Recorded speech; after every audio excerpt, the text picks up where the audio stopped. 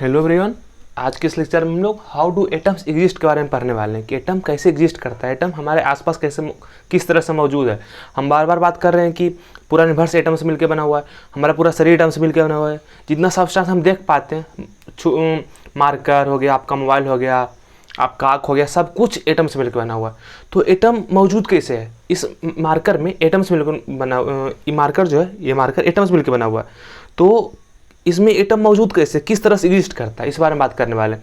अच्छा, हम लोग एटॉमिक मास, मोलिकुलर मास और एवरेज एटॉमिक मास और फॉर्मूला यूनिट मास को एक साथ पढ़ लेंगे नेक्स्ट लेक्चर में। इस लेक्चर में हम लोग हाउ डू एटम एग्जिस्ट के बारे में बात कर रहे हैं। तो ऐसा इसको समझते हैं। एटम्स और most of the elements, elements क्या चीज़ का, एटम्स मिलकर बना हुआ है। एलिमेंट्स का जो एटम है वो मोलिकुल्स और आयंस के रूप में मौजूद है हमारे यूनिवर्स में। जितना एटम है ना, सब फ्री एग्जिस्ट नहीं कर रहा है। एटम अकेले नहीं घूम रहा है कि यह बोल सकते कि ये देखो ऑक्सीजन का एटम, ये देखो कार्बन का एटम, नहीं। वो क्या मोलिकुल, या तो मोलिकुल के फॉर्म में या तो आयन के फॉर्म में। क्यों ऐसा है? अकेले क्यों नहीं घूम रहा है, क्यों साथ में घूम रहा है? मोलिकुल मतलब, मोलिकुल बनाना मतलब दो या दो अधिक एटम कंबाइन हो जाता है। इसको मोलिकुल जब हम पढ़ेंगे ना, हम इसके बाद मोलिकुल और आयन समझने वाले हैं कि मोलिकुल और आयन क्या होता है। तो अकेले नहीं घूम रहा है, साथ में मोलिकुल बना ले रहा है, आयन्स बना ले रहा है। क्यों ऐसा क्यों? क्योंकि एटम्स आर हाईली रिएक्टिव। बहुत सारे atom, most of the atom है जो हमारे यूनिवर्स में एग्जिस्ट करता है, हाईली रिएक्टिव है, बहुत ज़्यादा रिएक्टिव है। अकेले घूमेगा तो रिएक्ट हो जाएगा। जैसे आप सोडियम एटम जानते होंगे, सोडियम क्या होता है, आप उसको हवा में लगे तो आग लग जाएगा उसमें, बहुत रिएक्टिव होता है सोडियम एटम, सोडियम का एलिमेंट्स। और क्लोरीन भी हाईली रिएक्टिव होता है। और कुछ एटम है, however some atoms which are non reactive exist in free nature. जो एटम रिएक्टिव नहीं है वो नेचर में फ्रीली एग्जिस्ट करता है। जैसे कि हो गया कौन कौन, आर्गन हो गया, नियोन हो गया, हीलियम हो गया, ये सब क्या फ्रीली एग्जिस्ट करता है। इस सबको हम बोलते हैं नोबल गैसेज। हीलियम हो गया, आर्गन हो गया, नियोन हो गया, क्रिप्टन हो गया। और आप देखें आपके घर में अगर पीरियोडिक टेबल होगा तो आप देखिएगा लास्ट वाले ग्रुप में यहाँ पे नोबल एलिमेंट का कुछ नाम दिया हुआ, तो आप देख सकते हैं। नोबल इसको बोलते हैं, नोबल गैसेज से बोलते हैं। इसके बगल में आप देखिएगा ना, तो वहाँ पे एक और ग्रुप है, उसको बोलते हैं हेलोजन ग्रुप। उसमें होगा फ्लोरीन होगा, क्लोरीन होगा, ब्रोमीन होगा, आयोडीन होगा। ये सब हाईली रिएक्टिव है, बहुत ज़्यादा रिएक्टिव है। तो हम इसको बाद में समझेंगे क्यों नोबल गैस रिएक्टिव नहीं है, क्यों फ्लोरीन क्लोरीन रिएक्टिव है, सोडियम वाला ग्रुप बहुत ज़्यादा रिएक्टिव है, क्यों रिएक्टिव है, सबको बाद में समझेंगे। तो यहाँ पे कुछ रिएक्टिव एटम के बारे में हम लिख दिए। हाइड्रोजन बहुत ज़्यादा रिएक्टिव है, ऑक्सीजन बहुत ज़्यादा रिएक्टिव है, क्लोरीन बहुत ज़्यादा रिएक्टिव है, सोडियम बहुत रिएक्टिव है। कुछ और most of the atom reactive ही है, इसीलिए फ्री एग्जिस्ट नहीं करता। क्यों नहीं करता? क्योंकि रिएक्ट कर जाएगा वो। तो इसको आप ऑक्सीजन को कभी अकेले नहीं पाइएगा, अकेले नहीं रहेगा, वो हमेशा मोलिक्यूल्स बना लेता है, फिर आयंस बना लेता है। इसको अगर लिखिए, फिर हम लोग एटम को की दो फॉर्म में कौन कौन पाया जाता है, मोलिक्यूल्स और आयंस के फॉर्म में पाया जाता है। हम लोग बारी बारी से मोलिक्यूल्स और आयन को समझने वाले हैं। अच्छा, हम बात किए ना कि क्या कहते हैं कि नॉन रिएक्टिव है, हीलियम, नियोन, आर्गन, ये सब क्या नॉन रिएक्टिव है। तो आपको यूनिवर्स में, मतलब हमारे एटमॉस्फेयर में हीलियम जो है अकेले मिल जाएगा, अकेले एग्जिस्ट कर जाता है, फ्री एग्जिस्ट कर जाता है। क्यों? क्योंकि उसका नाम ही नोबल गैस है, किसी से रिएक्ट नहीं करता, बिल्कुल, मतलब ऐसा समझते हैं उसका नाम ही नोबल गैस है, बिल्कुल शांत है, उसको रिएक्शन से कोई मतलब नहीं है, वो फ्री एग्जिस्ट करता है। जो रिएक्शन करता है फ्री एग्जिस्ट नहीं करता। क्यों? क्योंकि रिएक्ट कर जाता है। जो रिएक्शन नहीं करता, जो नॉन रिएक्टिव है, वो फ्री एग्जिस्ट कर सकता है। तो जो फ्री एग्जिस्ट करता है बहुत कम गैस है, उसको हम नोबल गैस बोलते हैं। जो ज़्यादातर एटम कैसा है, बहुत हाईली रिएक्टिव है। जिसको लिख दिए, फिर हम लोग मोलिकुल्स के बारे में पढ़ने वाले हैं। हम लोग यहाँ पे अब मोलिकुल्स के बारे में पढ़ रहे हैं। तो सबसे पहले मोलिकुल्स का डिफिनेशन समझ लेते हैं। हम जो डिफिनेशन एनसीईआरटी से लिखे हैं, जो आपके बुक में लिखा हो, बस वो यहाँ पे लिख दिए हैं बस। A molecule is in general group of two और more atom that are chemically combined. Molecule क्या होता है? दो और दो अधिक एलिमेंट का ग्रुप होता है जो केमिकली कंबाइन होता है, उसको क्या बोलते हैं? मोलिक्यूल बोलते हैं, मोलिक्यूल बोलते हैं। जैसे समझिए कि ऑक्सीजन एलिमेंट है, ये एक एटम हो गया प्लस दूसरा एटम, तो क्या होगा? दो एटम मिलकर क्या हो जाएगा? O2 बना लेगा। तो क्या हो गया? ये मोलिक्यूल हो गया। क्या हो गया? देखिए, ग्रुप ऑफ टू एटम है कि नहीं। तो जो हमारा ऑक्सीजन है O2 के फॉर्म में एग्जिस्ट करता है। O2 अकेले नहीं एग्जिस्ट करता, ऑक्सीजन अकेले एग्जिस्ट नहीं करता O एटम में, नहीं, O2 में एग्जिस्ट करता है। हमारे जितना एटमॉस्फेयर में ऑक्सीजन है सब O2 के फॉर्म में पाया जाता है। ओजोन लेयर भी किस फॉर्म में पाया जाता है? उसमें वहाँ पे 3 ऑक्सीजन होता है, O3 होता है। इसको क्या बोलते हैं? ओजोन। 3 ऑक्सीजन का ग्रुप होता है, 3 ऑक्सीजन एटम का ग्रुप होता है, इसको क्या बोलते हैं? ओजोन बोलते हैं। तो हमारे एटमॉस्फेयर में जो ऑक्सीजन है वो O2 के फॉर्म में पाया जाता है। हाँ, लेकिन ये तो डिफिनेशन है, ये सिंपल सा डिफिनेशन, ये कोई खास ज़्यादा डिफिनेशन, अच्छा डिफिनेशन ये वाला है, ये बहुत इंपॉर्टेंट पॉइंट है, इसको अच्छे से याद कर लीजिएगा। ये सिंपल सा डिफिनेशन है, ये अच्छा डिफिनेशन है, इसको अच्छे से याद कर लिएगा। इसमें क्या लिखा हुआ है, the smallest particle of an element और a compound that is capable of independent existence and so all the properties of that substance. इस बात को समझिए कि प्योर सब्सटेंस दो तरह का होता है, एलिमेंट्स एंड कंपाउंड। हम एलिमेंट्स और कंपाउंड का स्मॉलेस्ट पार्टिकल के बारे में बात कर रहे हैं। जैसे कि इस बात को एग्जांपल समझिए, आपको हम 1 बाल्टी पानी दे दिए, उसको बोलिए आप इसको, जैसे हम कोई बात को बोलते हैं ना कि कोई सब्सटेंस को तोड़ते जाएंगे और स्मॉलर पार्टिकल क्या एटम मिल जाएगा लास्ट में, नहीं। लेकिन हमको इस तरह से तोड़ना है, जैसे हम आपको बोले 1 बाल्टी पानी दे दिया, उसको बोले पानी को तोड़ के अलग अलग करो, तब पानी को तोड़, क्या वाटर का फॉर्मूला क्या आता है, H2O होता है। इसमें ढेर सारा H2O होगा, 1 बाल्टी पानी में बहुत सारा H2O होगा।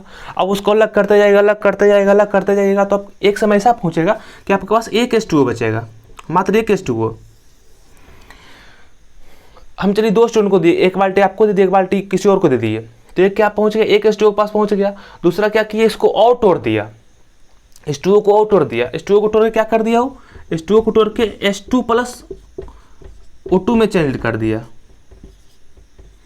क्या किया, वाटर को हाइड्रोजन गैस और ऑक्सीजन गैस में चेंज कर दिया।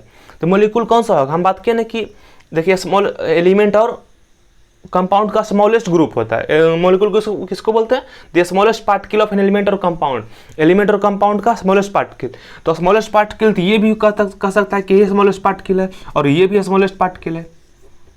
लेकिन मॉलिक्यूल कौन सा होगा, मॉलिक्यूल वो होगा जो कि इंडिपेंडेंट एग्जिस्टेंस रखता हो, वो अकेले एग्जिस्ट करने का क्षमता रखता हो।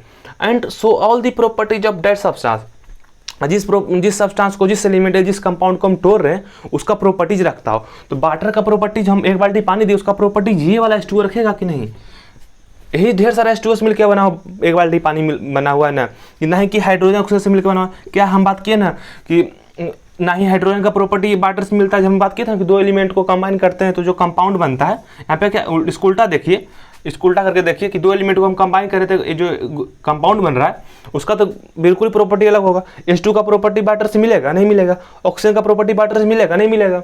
ऑक्सीजन क्या है, गैस के फॉर्म में पाया जाता है, वाटर क्या लिक्विड के फॉर्म में पाया जाता है। तो मॉलिक्यूल हम उसको बोलते हैं कि जिस सब्सटेंस को हम तोड़े हैं उसका कंपोजिशन भी रखता हो और उसका प्रॉपर्टीज भी रखता हो। उसका जितना प्रॉपर्टीज है सब वाटर का प्रॉपर्टी रखता हो। वाटर का प्रॉपर्टी ना ही H2O रखेगा ना ही O2 रखेगा, तो मॉलिक्यूल कौन सा हो गया, H2O मॉलिक्यूल हो गया। कोई भी सब्सटेंस को, उस मार्कर को तोड़ने के लिए दे दिया आपको, बोले कि मार्कर को इस तरह स्टोर हो कि मार्कर का प्रॉपर्टी रह जाए।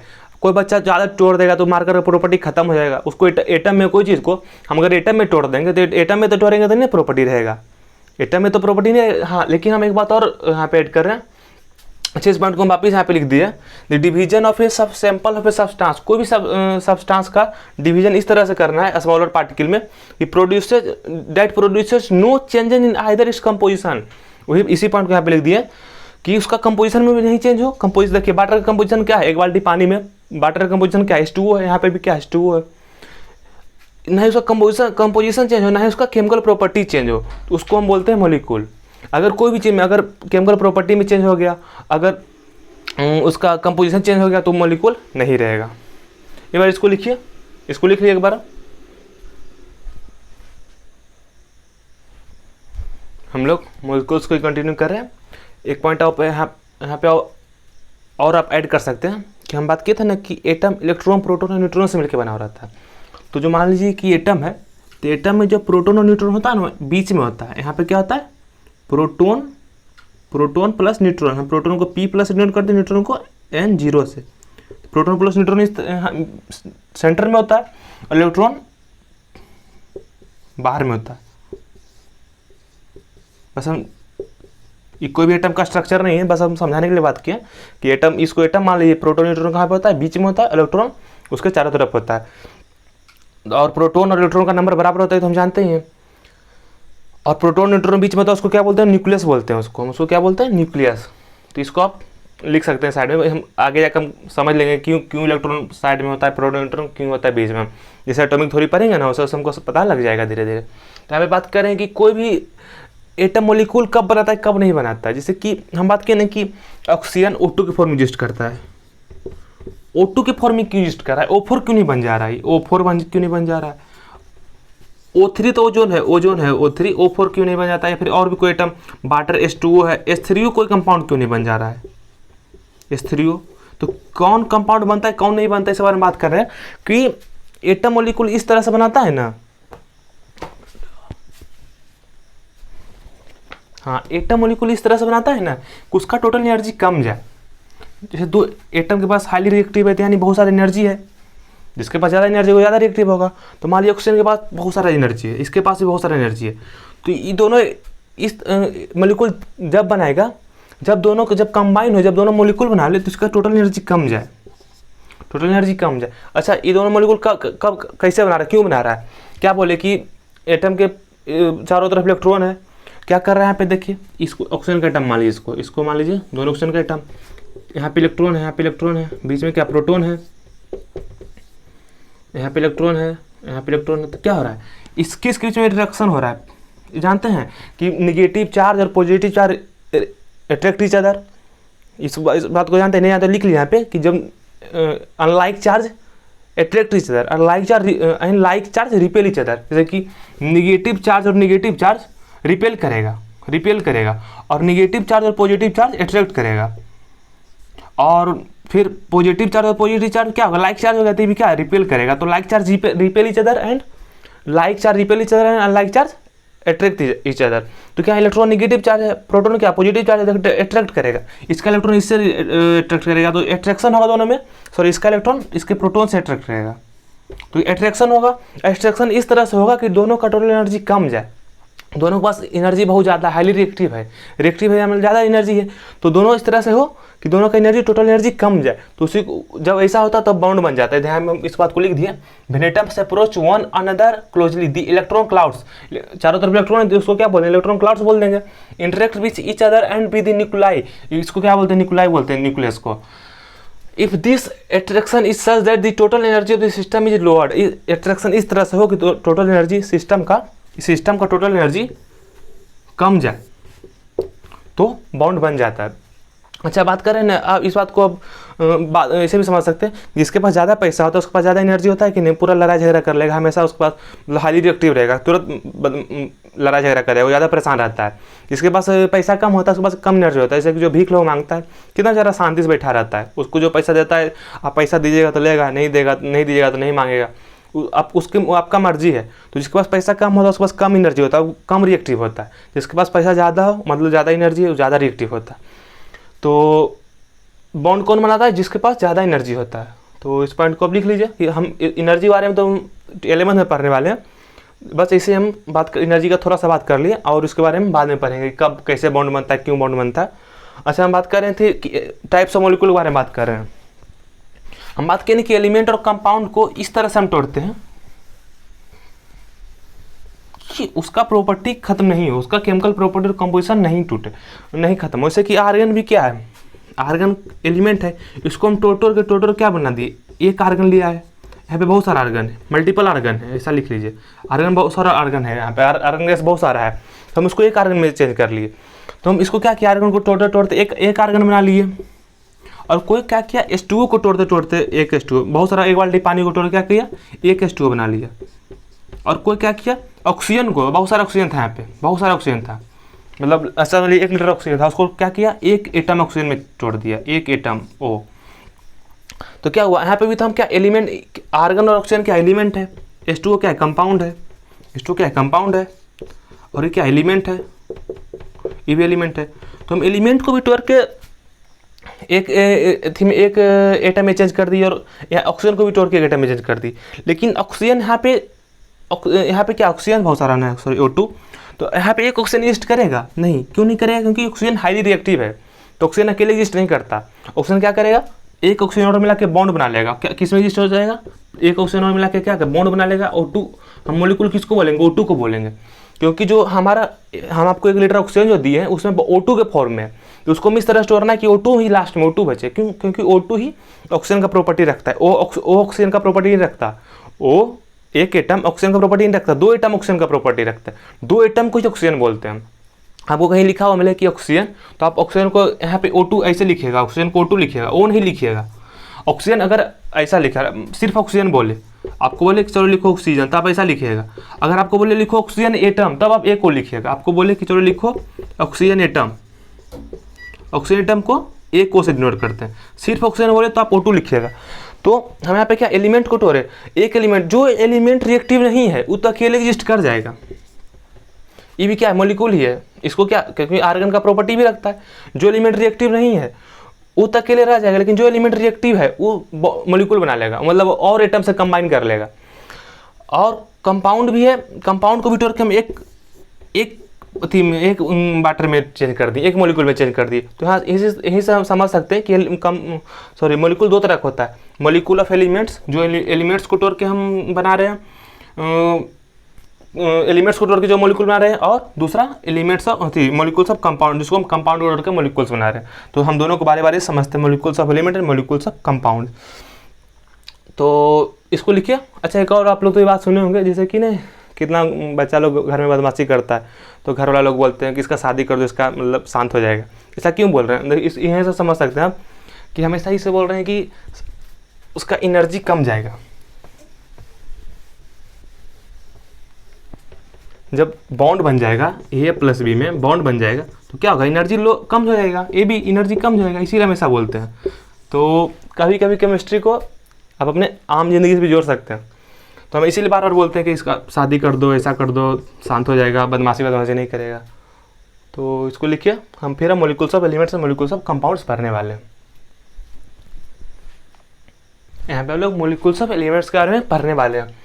तो इसको समझते हैं। एलिमेंट्स का मॉलिक्यूल क्या होता है, व्हेन टू और मोर एटम्स ऑफ सेम एलिमेंट, जब एलिमेंट का दो या दो से अधिक एटम क्या हो जाता है, केमिकली कंबाइन हो जाता है, उसको कंबाइन कर देते हैं, उसको क्या बोलते हैं, मॉलिक्यूल बोलते हैं। समझिए कि हाइड्रोजन है, हाइड्रोजन एलिमेंट है, इसका दो एटम को हम कंबाइन कर दिए तो क्या बन गया, H2 मॉलिक्यूल बन गया।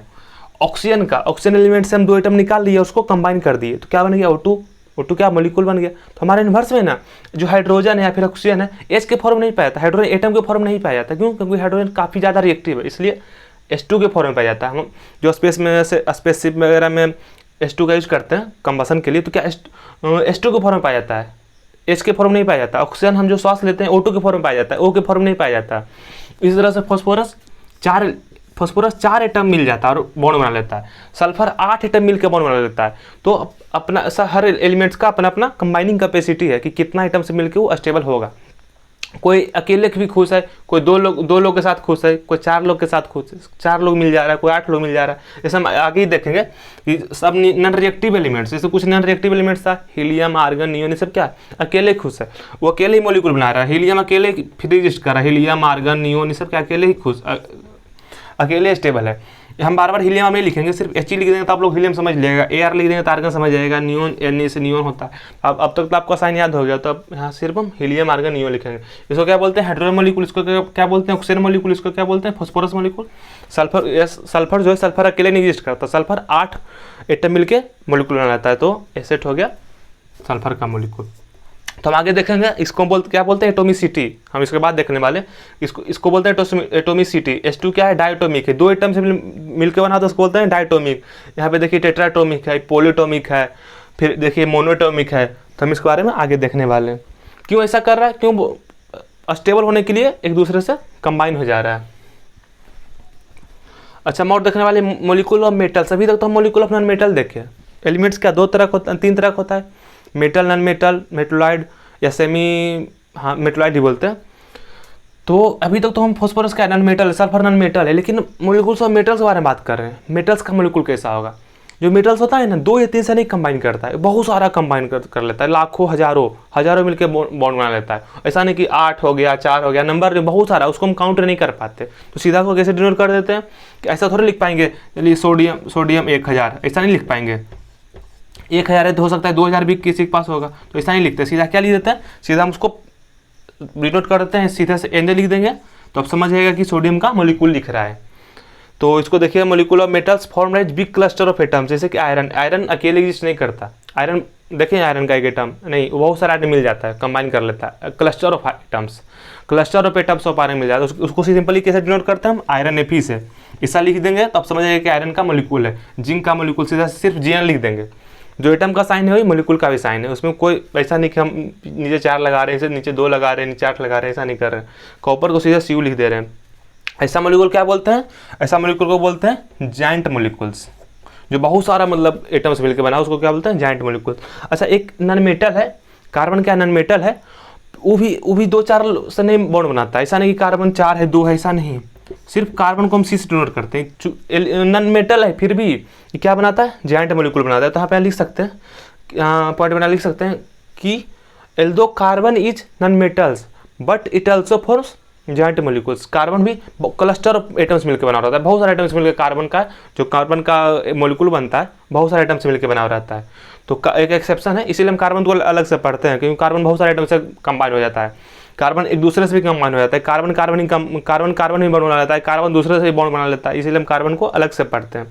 ऐसा नहीं कि जो ऑक्सीजन है, ऑक्सीजन किसी से भी बॉन्ड नहीं बनाता है, हर किसी से बॉन्ड नहीं बनाएगा, लेकिन कार्बन ऑक्सीजन से बॉन्ड बना रहा है, हो सकता है ऑक्सीजन सल्फर से भी बॉन्ड बनाता है, लेकिन ऑक्सीजन हर किसी से बॉन्ड नहीं बनाता। लेकिन कार्बन क्या है, कार्बन खुद से भी बॉन्ड बना लेता है और दूसरे एलिमेंट से भी बॉन्ड बना लेता है, इसलिए हम कार्बन को अलग से पढ़ते हैं। तो आप यहाँ पे कार्बन को एक्सेप्शन समझ सकते हैं। कार्बन नॉन मेटल्स होने, जितना नॉन मेटल्स है सब लिमिटेड नंबर में मॉलिक्यूल बनाता है, लेकिन कार्बन क्या है, नॉन मेटल होने के बावजूद भी जॉइंट मॉलिक्यूल बनाता है। और कोई नॉन मेटल ऐसा नहीं करता।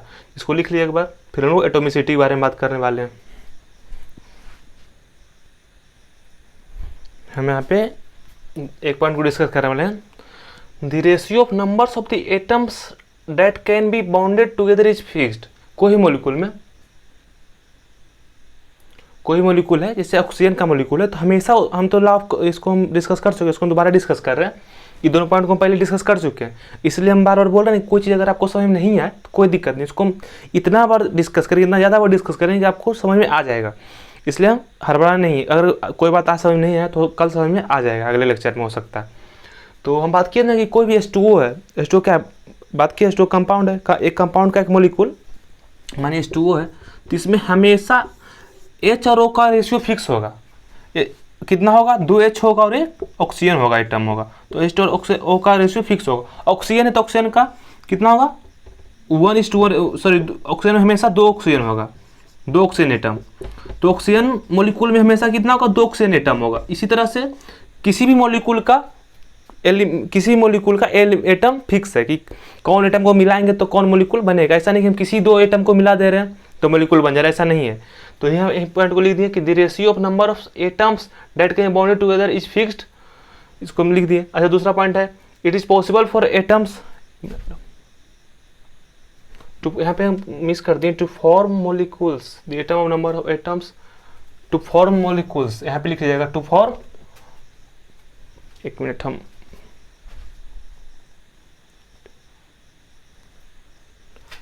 यहाँ पे लिखना है that bonded together to form molecules is fixed. हम यही बात डिस्कस बता चुके हैं, कोई मॉलिक्यूल्स के लिए कितना एटम है वो क्या है, कब मॉलिक्यूल बनाएगा कब नहीं बनाएगा, उसका फिक्स है कि इस एटम से मिलकर ही मॉलिक्यूल बनेगा। जैसे कि हम बात कर चुके हैं ऑक्सीजन का हमेशा 2 ऑक्सीजन एटम से मॉलिक्यूल बनाएगा। हम अगला पॉइंट डिस्कस करने वाले हैं कि it is possible for atoms to bonded together in identical proportion. ये पॉसिबल है कि कोई भी 2-3 एटम आइडेंटिकल में कंबाइन करें। आइडेंटिकल, इस बात को समझिए, हम इसको भी डिस्कस कर चुके हैं लॉ ऑफ कांस्टेंट प्रोपोर्शन में। बात किया था ना कि कार्बन हाइड्रोजन ऑक्सीजन को हम कंबाइन करें, कार्बन हाइड्रोजन ऑक्सीजन को कंबाइन करें। एक क्या बना लिया, एक बना लिया अल्कोहल बना लिया, इथाइल अल्कोहल CH3 CH2OH। दूसरा क्या बना लिया, यही था लिमिटेशन था लॉ ऑफ कांस्टेंट प्रोपोर्शन का, कार्बन हाइड्रोजन। दूसरा क्या बना लिया, मिथाइल ईस्टर बना लिया। देखिए यहाँ पे काउंट कीजिए, कितना कार्बन, कितना ऑक्सीजन, कितना हाइड्रोजन, काउंट कीजिए। देखिए दोनों में 6, 3, 2, 5, 1, 6 हाइड्रोजन है, 2 कार्बन और 1 ऑक्सीजन है। देखिए दोनों में काउंट कर सकते हैं। यही बोल रहा है कि पॉसिबल है कि कोई भी 2 एटम कंबाइन करके मॉलिक्यूल बनाए, लेकिन जरूरी नहीं कि एटम फिक्स है तो मॉलिक्यूल फिक्स होगा। सेम एटम से दूसरा मॉलिक्यूल बन सकता है। इसको क्या बोलते हैं, इसको बोलते हैं आइसोमर। जब मॉलिक्यूल एटम सेम हो, क्या है, एटम फिक्स हो, it is possible for atoms to bond together in identical proportion to form different molecules. Possible है कि कोई भी 2 या 3 एटम सेम एटम कंबाइन हो, लेकिन दोनों अलग अलग मॉलिक्यूल बना ले। यहाँ पे देखिए एक अल्कोहल बना रहा है, एक ईस्टर बना रहा है, इसको क्या बोलते हैं, इसको बोलते हैं आइसोमर। आइसोमर कब बोलते हैं, कि जब उसका एटम सेम हो, नंबर ऑफ एटम सेम हो, सिर्फ उसका स्ट्रक्चर अलग अलग हो, उसको क्या बोलते हैं, आइसोमर बोलते हैं। इसको आप लिख सकते हैं। इसी दोनों पॉइंट को हम लॉ ऑफ कांस्टेंट प्रोपोर्शन में डिस्कस कर चुके हैं। अब हम पढ़ने वाले हैं मॉलिक्यूल्स ऑफ कंपाउंड के बारे में। When molecules is formed by the combination of 2 और मोर एटम्स ऑफ डिफरेंट एलिमेंट्स। हम तो सेम एलिमेंट्स को कंबाइन करके बना रहे थे, सेम एलिमेंट्स के एटम को कंबाइन करके क्या बना रहे थे, मॉलिक्यूल बना रहे थे। उसको क्या बोल रहे थे हम, मॉलिक्यूल ऑफ एलिमेंट्स। जब हम 2 या 2 से अधिक एलिमेंट्स के एटम को कंबाइन करके मॉलिक्यूल बनाते हैं उसको क्या बोलते हैं, मॉलिक्यूल ऑफ कंपाउंड। इस बात को समझिए कि हम हाइड्रोजन के एलिमेंट और ऑक्सीजन के एलिमेंट का एटम निकालिए, हाइड्रोजन 2 हाइड्रोजन का एटम ले लिए और एक ऑक्सीजन का एटम लिए, इसको क्या मिला है, H2O वाली H2O क्या मॉलिक्यूल है, मॉलिक्यूल ऑफ कंपाउंड। क्यों, क्योंकि देखिए यहाँ पे दो तरह का एलिमेंट है, एक हाइड्रोजन का एलिमेंट है, दूसरा ऑक्सीजन का एलिमेंट है। तो हम मॉलिक्यूल्स ऑफ कंपाउंड डिस्कस करने वाले। इसके बाद हम लास्ट में एटॉमिसिटी पढ़ लेंगे, इसको लिख लिए एक बार। यहाँ पे हम कुछ कंपाउंड का एग्जाम्पल, जैसे कि वाटर का मॉलिक्यूलर फॉर्मूला क्या होता है, H2O होता है। इसमें कौन कौन सा एलिमेंट से मिलकर बना हुआ है, कंबाइनिंग एलिमेंट्स का है या फिर कंबाइनिंग एटम ऑफ एलिमेंट का, कौन कौन एलिमेंट का एटम से मिलकर बना हुआ है। तो हाइड्रोजन और ऑक्सीजन से मिलकर बना हुआ है, देखिए यहाँ पे H और O से, हाइड्रोजन ऑक्सीजन से मिलकर बना हुआ है। तो आप खुद से निकाल सकते हैं, अगर आपको सैम्पल याद हो गया होगा तो आप खुद पता कर सकते हैं। इसको मत देखिए, यहाँ पे समझिए। अमोनिया क्या NH3 से, नाइट्रोजन हाइड्रोजन हो गया। कार्बन डाइऑक्साइड क्या हो गया, कार्बन ऑक्सीजन से मिलकर बना हुआ है। तो यहाँ पे आप खुद लिख सकते हैं। ऐसा नहीं कि 2 ही एटम से मिलकर, 2 ही तरह के एलिमेंट से मिलकर बना हुआ हो सकता है, 3 तरह के एलिमेंट से मिलकर बना हो सकता है, और 4 तरह के एलिमेंट से मिलकर भी बना हुआ सकता है। ऐसा नहीं कि सिर्फ 2 ही तरह का होगा। डिफिनेशन है क्या, 2 और मोर, 2 या 2 से अधिक एलिमेंट से मिलकर बना हुआ जो कंपाउंड है, उसका जो 2 या 2 से अधिक तरह के एटम से मिलकर मॉलिक्यूल है, उसको उसी को क्या बोलते हैं, मॉलिक्यूल्स ऑफ कंपाउंड। तो देखिए कॉपर कार्बोनेट है, CuCO3, देखिए कॉपर से मिलकर बना हुआ है, कार्बन से मिलकर बना हुआ है, ऑक्सीजन से मिलकर बना हुआ है। यहाँ पे आपको रेशियो ऑफ मास खुद से निकालना। एक बुक आता है द लैंग्वेज ऑफ केमिस्ट्री, वहाँ पे आप हर किसी का फार्मूला देखिएगा, मॉलिक्यूलर फार्मूला, उसका मॉलिक्यूलर मास देखिएगा, हम खुद निकाले। जैसे कि हाइड्रोजन का मॉलिक्यूलर मास देखिएगा तो 1 होता है और ऑक्सीजन का 8 होता है, ऑक्सीजन का 16 होता है। तो टोटल कितना, हाइड्रोजन का 1 होता है तो 2 हाइड्रोजन, तो 2 + 16 तो 18 हो गया। तो रेशियो ऑफ मास कितना हो जाएगा, 2 हाइड्रोजन का और 16, ऑक्सीजन का तो 2:16 या फिर 1:8 लिख सकते हैं। तो आपको खुद से रेशियो बाय मास निकालना। जैसे कि अमोनिया का कितना होता है, देखिएगा 14 होता है, हाइड्रोजन का 3 होता है, तो 14:3 हो जाएगा। तो आपको खुद से ही रेशियो मास निकालना है इस तीनों का। तो इसको लिख लीजिए। फिर हम लोग एटॉमिसिटी पढ़ने वाले हैं। यहाँ पे हम एटॉमिसिटी पढ़ने वाले हैं।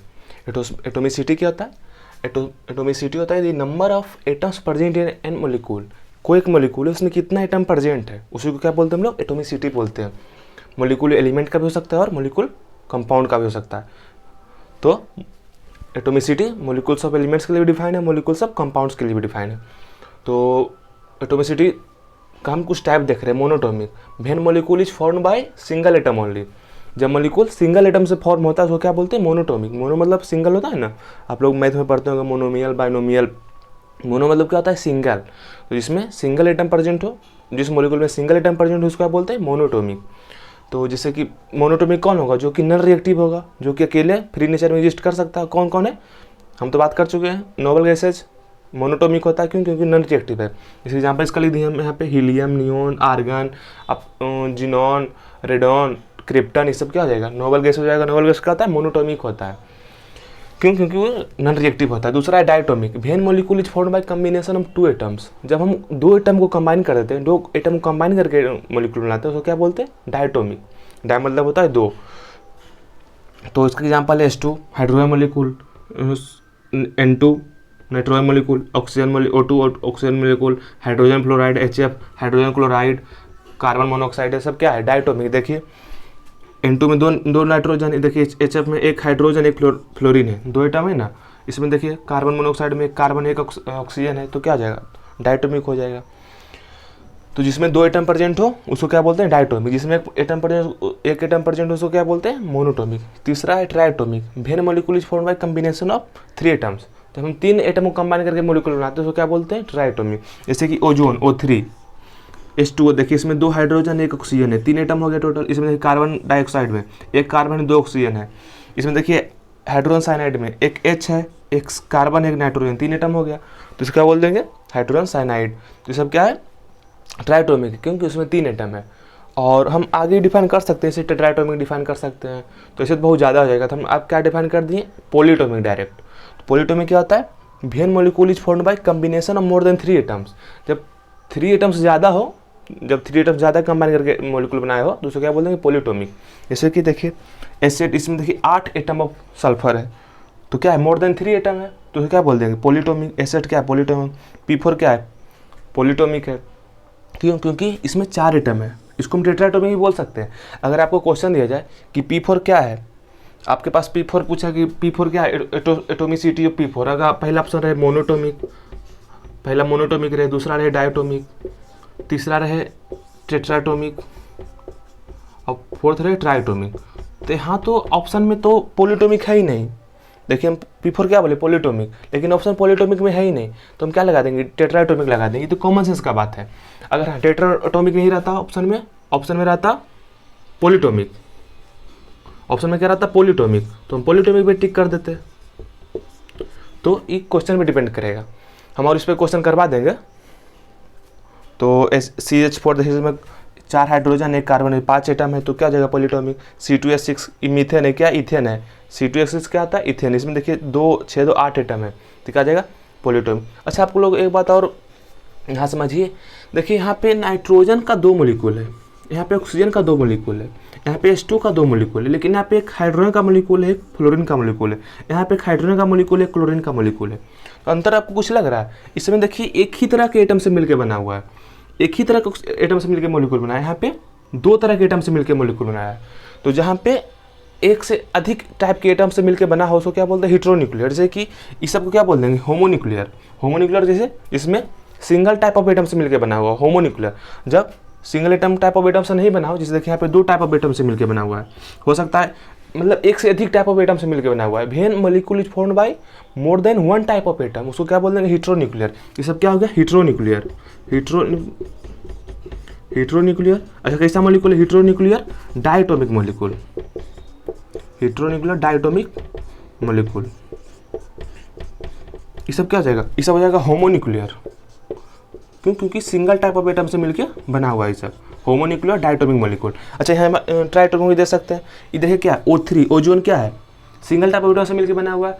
तो यहाँ पे हम टाइप बोल रहे हैं, सिंगल टाइप, 3 एटम से मिलकर बना हुआ है, लेकिन तीनों का टाइप सेम है, तो क्या जाएगा, होमोन्यूक्लियर ट्राइटोमिक मॉलिक्यूल। H2O देखिए 2 तरह के एटम से मिलकर बना हुआ है, क्या जाएगा, हेटेरोन्यूक्लियर। ये भी क्या जाएगा, हेटेरोन्यूक्लियर। ये देखिए 3 तरह के एटम से मिलकर बना हुआ है, हाइड्रोजन, कार्बन और नाइट्रोजन, तो क्या जाएगा, हेटेरोन्यूक्लियर ट्राइटोमिक मॉलिक्यूल। इस तरह से यहाँ पे भी समझ सकते हैं क्या, होमोन्यूक्लियर है, ये भी होमोन्यूक्लियर है, क्या हेटेरोन्यूक्लियर है, हेटेरोन्यूक्लियर है। तो होमोन्यूक्लियर हेटेरोन्यूक्लियर समझ गए। होमोन्यूक्लियर में सिंगल टाइप ऑफ एटम से मिलकर बना हुआ, और हेटेरोन्यूक्लियर में more than 1 type of atom से मिलकर बना हुआ है, तो उसको बोल देंगे हेटेरोन्यूक्लियर। तो इसको लिख लिए, फिर हम लोग अब एक टेबल बना लेते हैं। यहाँ पे हम इस टेबल को डिस्कस कर लेते हैं। टेबल किसका, एटोमिसिटी का टेबल है। तो आपके जो एनसीईआरटी दिया है उसके अलावा हम एग्जांपल ले लिए, जैसे कि आर्गन। आर्गन का फॉर्मूला क्या होता है, AR होता है, वो मोनोटोमिक, क्योंकि वो सिंगली एग्जिस्ट करता है, अकेले एग्जिस्ट करता है। और जिनोन, ये भी क्या नोबल गैसेज है, ये भी अकेले रहता है, इसको क्या बोलते हैं, मोनोटोमिक। हाइड्रोजन क्लोराइड H और Cl, हाइड्रोजन और क्लोरीन है, तो क्या जाएगा, इसमें 2 ही एटम है, कन्फ्यूजन है ना, इसमें बस 2 एटम, हाइड्रोजन है और क्लोरीन है। और यहाँ पे देखिए 3 एटम, हाइड्रोजन है, कार्बन है और नाइट्रोजन है, तो कन्फ्यूजन है, यहाँ पे 2 एटम है, क्या होगा, डायटोमिक हो गया। कार्बन मोनोऑक्साइड CO डायटोमिक है, तो इसको आप लिख लीजिए। जैसे कि सल्फर हो गया, सल्फर क्या हो गया, SA, क्या हो जाएगा, पॉलीटोमिक हो जाएगा। हाइड्रोजन साइनाइड HCl, इसमें 3 एटम है, तो क्या हो जाएगा, ट्राइटोमिक हो जाएगा। ओजोन भी ट्राइटोमिक हो जाएगा, ये ओजोन का ये ट्राइटोमिक। तो इस टेबल को आप भर लीजिए। यहाँ पे आप भर सकते हो होमोन्यूक्लियर और हेटेरोन्यूक्लियर, बस समझने के लिए आप भर लीजिए यहाँ पे कि होमोन्यूक्लियर है या फिर हेटेरोन्यूक्लियर है, इसको भरिए। इसे ये बात हम अभी बताना भूल गए पहले कि मोनोटोमिक हमेशा होमोन्यूक्लियर होगा। क्यों, क्योंकि मोनोटोमिक तो सिंगल एटम ही है। जब एक एटम है तो एक ही टाइप का एटम होगा, तो मोनोटोमिक हमेशा होमोन्यूक्लियर होता है, कभी हेटेरोन्यूक्लियर नहीं होता। तो मोनोटोमिक हमेशा होमोन्यूक्लियर होता है। तो दोनों क्या है, मोनोटोमिक है, तो ये दोनों में क्या आ जाएगा, सीधा होमोन्यूक्लियर। होमोन्यूक्लियर क्योंकि मोनोटोमिक हमेशा होमोन्यूक्लियर होता है। HCl देखिए इसमें 2 तरह के एटम में, क्या आ जाएगा, हेटेरोन्यूक्लियर हो जाएगा। खुद से भरिए इसको आप, हम बस बता दे रहे हैं। कार्बन मोनोऑक्साइड हेटेरोन्यूक्लियर हो जाएगा। O2 क्या आ जाएगा, डायटोमिक, लेकिन कैसा है, होमोन्यूक्लियर। आप खुद से भरिए। ओजोन क्या है, होमोन्यूक्लियर है। HCl क्या है, हेटेरोन्यूक्लियर है। एसिड क्या है, होमोन्यूक्लियर है। और C2S क्या है, हेटेरोन्यूक्लियर है। तो आप इस टेबल को खुद से भर सकते हैं। अच्छा, वहाँ पे एक एग्जाम्पल दिए थे, आपको पूछ रहे थे कि P4 क्या आ जाएगा, P4 का एटॉमिसिटी। तो अगर ऑप्शन में दोनों आ जाए, P4 का एटॉमिसिटी पूछे, आपसे पूछे कि P4 पॉलीटोमिक है या फिर टेट्राएटोमिक है, टेट्राएटोमिक, और दो तीसरा ऑप्शन हो जाए मतलब ट्राइटोमिक हो जाए, और कुछ कुछ ऑप्शन ऐसे हो जाए मोनोटोमिक हो जाए, 4 ऑप्शन, तो 4 ऑप्शन हो गया, तो आप क्या लगाइएगा, P4 का क्वेश्चन है P4, तो P4 आप सबसे पहला लगाएगा टेट्राएटोमिक। अगर पहले ही दिख जाए टेट्राएटोमिक तो आप हमेशा टेट्राएटोमिक लगाइएगा। कोई पॉलीटोमिक अगर टेट्राएटोमिक ऑप्शन में नहीं रहेगा तब आप पॉलीटोमिक लगाइएगा। पहला प्रायोरिटी हमको टेट्राएटोमिक को देना है P4 के लिए, तो इसको लिख लीजिए, यही था एटोमिसिटी।